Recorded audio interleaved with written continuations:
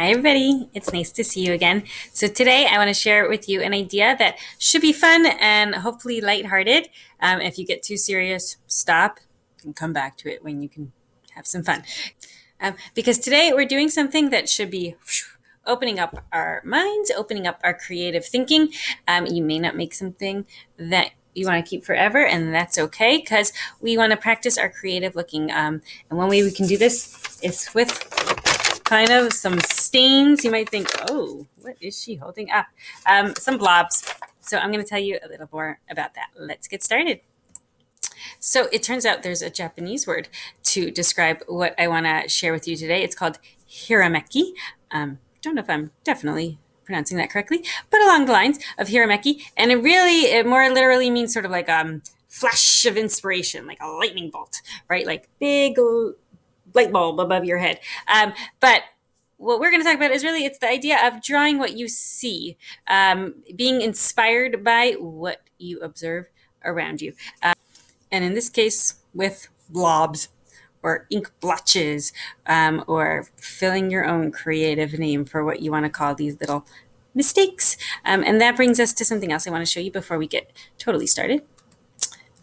One of my favorite books is called Beautiful Oops. And unfortunately, it's right now locked in the school building, and I will be reunited with it one day when I can get back to school. But I am going to share a link for this video, which is a reading of this book, Beautiful Oops. Some of you have seen my copy of that before at school. It's a book that reminds us that sometimes our best ideas, or just at least an interesting idea, can come from the least expected places. And sometimes if we look at something with fresh eyes, it might inspire us to make something new.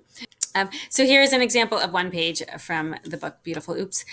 A smudge and a smear can make magic appear. So on this page, the author, Bernie Salzberg, he shows ink blob, like, oops, a mistake. Maybe somebody's, thumbprint got in the ink. And he looked at it and he said, you know what? It kind of looks like a nose and eyes and a mouth. And he drew a whole bunny around it. And what is this yellow smudge over here? Kind of looks like a fish, a bunny going fishing. Who would have thought of this? But magic appears with the least unexpected blobs. So I want to talk to you a little bit more about how you can practice your Hirameki, your beautiful oops at home. So all you need for this is some scrap paper. It could have been used on one side. It could even be torn up. And a pen or pencil, your choice, or both. And then some type of ink, something that you can splatter, smudge. So I'm going to show you a few ways that you can do it. One option is watercolors. I actually didn't use these myself, but if you have them, they're always a fun choice. If you don't have watercolors, I always keep a bag myself of dried up markers because look at this, one little marker soaked in water for not even that long, starts to make a really nice liquid watercolor. So here you go. I actually really enjoyed using this option. You could even stick, if you have two of a similar color, this is also a dried up one, I could stick the second one in there and perhaps get a brighter color, and maybe even faster. So there you go. Jar of water and some markers. Or one of my personal favorites, just some black coffee. Spoon it out. I'll show you how to do it in a moment. But black coffee works really great. And it's actually one of my favorite choices for this Hirameki because I love just the neutral color of the brown.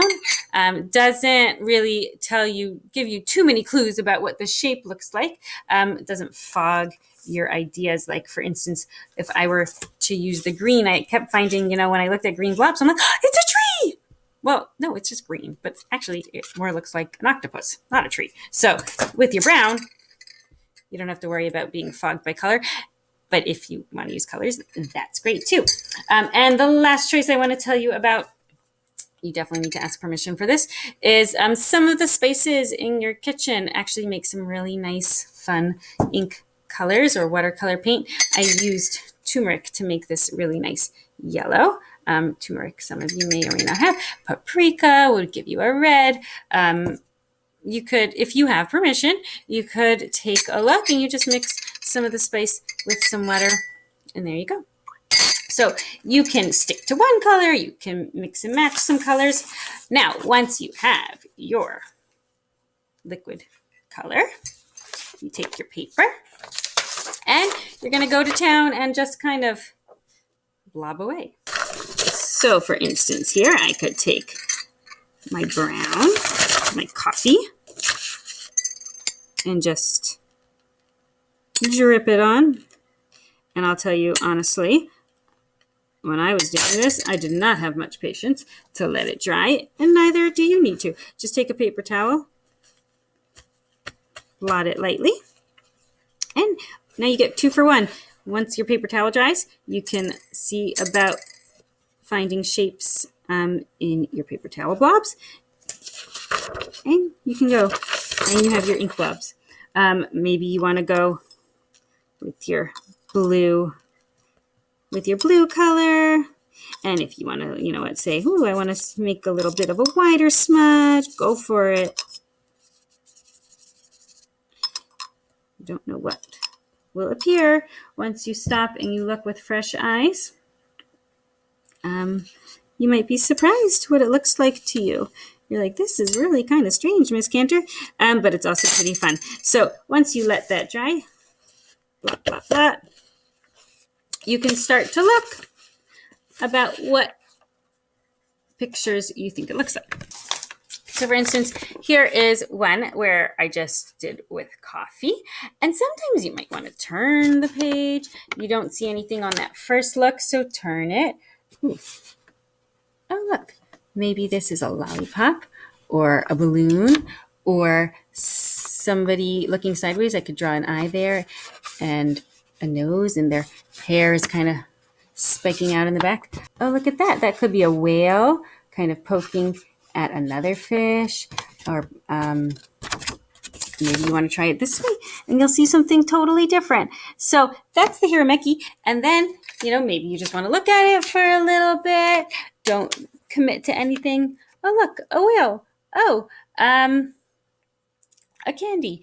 And then you can take your pen or your pencil and you can go in and draw some details. So for instance, I was looking at these.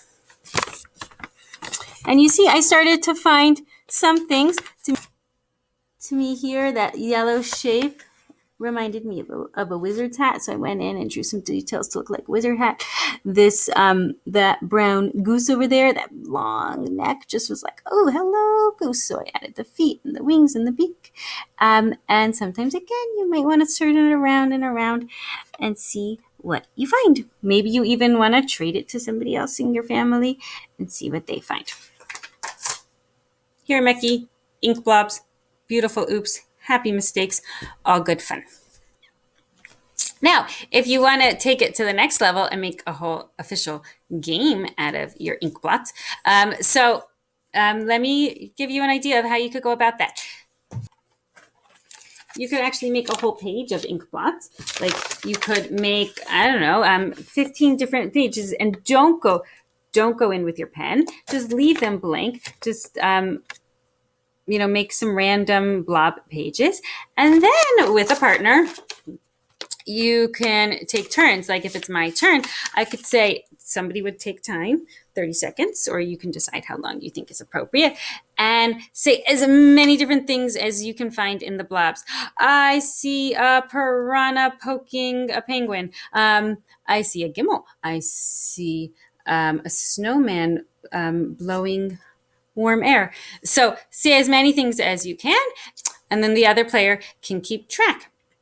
And you can get a point for each thing that you find on your card, or maybe you'll think of some creative twists of how to do it, but you can use a partner and try and do your own creative looking, your Hirameki, without even drawing. You can use them over. Maybe the next time you're going to look at it upside down and you're going to see totally new things. Or on your turn, again, turn it. You'd be surprised what you come up with. And you say, you know what? It's kind of something familiar. I think I've done something like this before. Maybe not with coffee blobs, but maybe but maybe you've done it outside. So another version of this creative looking, again, just trying to exercise our brains, and just art is often also just about looking with fresh eyes. Look up at the sky, and just like those ink blobs, what do you see? I see a unicorn riding a sled. You never know what the clouds will show you. But really, it's not the clouds. It's all in your creative thinking. And as we become better and better with our creative thinking, we usually become better and better with our art making. And the process can be pretty fun along the way. So I hope you enjoy and have a great week. Bye.